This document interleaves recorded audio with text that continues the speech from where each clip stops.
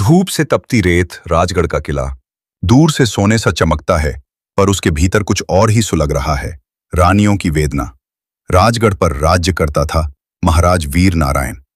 बाहरी रूप से वो धर्मपरायण और शक्तिशाली राजा था, लेकिन अंदर से अत्याचारी और स्त्री द्वेषी। उसकी कई रानियां थीं। हर रानी को उसने युद्ध में जीत के बाद गौरव की तरह अपने महल में बंद कर लिया था। तरी रानी चारुमती मगध की राजकुमारी थीं। उन्हें जबरन हराया गया और राजगढ़ लाया गया, लेकिन चारुमती एकदम शांत नहीं थीं। वे अंदर ही अंदर अन्य रानियों को संगठित करने लगी। रानी पद्मिनी, रानी गौरी, रानी संजुक्ता, सबकी कहानियां एक जैसी थीं। छीना गया सम्मान, चुप कर दी गई आवाज और सजावट की चीज बनाकर रख दिया गया अस्तित्व। राजा का नियम था, हर रानी को हर सप्ताह दरबार में नृत्य करना पड़ता था। जो न माने उसे अंधे कुएं में डाल दिया जाता। रानियों के महल में एक चुप्पी की कोठरी थी, जहां जो एक बार गई फिर उसकी आवाज कभी नहीं सुनी गई। रानियों को अपने राज्य से पत्र लिखने तक की अनुमति नहीं थी। उनकी संतानें भी महल की सेविकाओं द्वारा पाली जाती। मां को अपने ही बच्चे को छूने की इजाजत नहीं थी। चारुमती ने महल की दासी रूपा के साथ योजना बनाई। रूपा, जो खुद कभी एक सेनापति की पत्नी थी, जानती थी कि किले के अंदर गुप्त रास्ते हैं। चारुमती ने रानियों को एक कर विद्रोह की शपथ दिलवाई। अगर शरीर कैद है तो आत्मा नहीं होगी।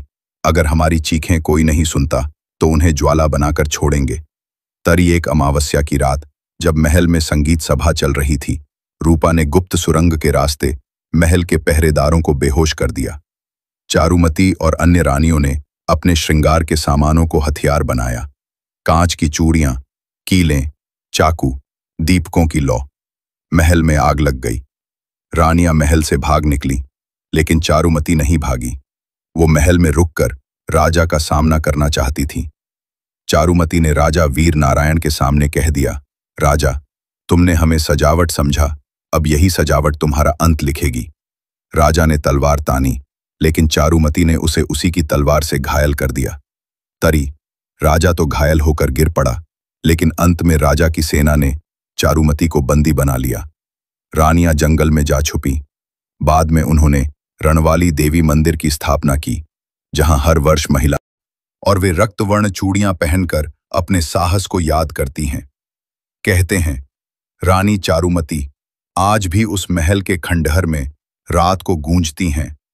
हर स्त्री एक रानी है।